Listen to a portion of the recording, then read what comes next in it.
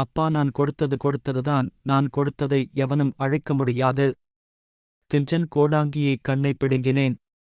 நான் கொடுக்கும் திருநீரைக் கொண்டு போய் உன் மனைவியின் நெற்றியில் பூசு.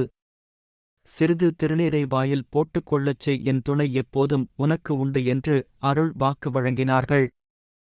ஆதி குருசாமியிடம் திருநீறு பெற்று அரண்மனை திரும்பிய மன்னர், ஆதி குருசாமி வழங்கிய திருநீரை தன் மனைவியின் நெற்றியில் அன்னை காமாட்சியை நினைத்து பூசினார். சிறிது திருநீரை கொடுத்து ராணியை வாயில் போட்டுக்கொள்ள சொன்னார்.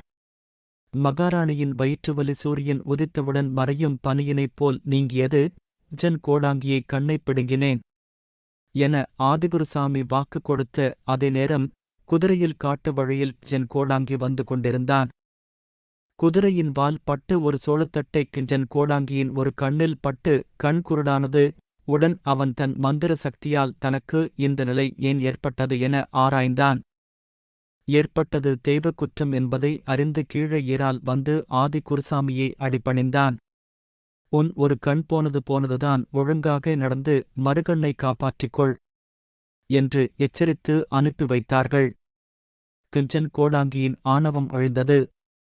அன்னை காமாட்சியின் அருள் வாக்குப்படி எட்டயபுரம் மன்னரின் மனைவி ராணி அழகிய ஓர் ஆண் மகவை பெற்றெடுத்தார்.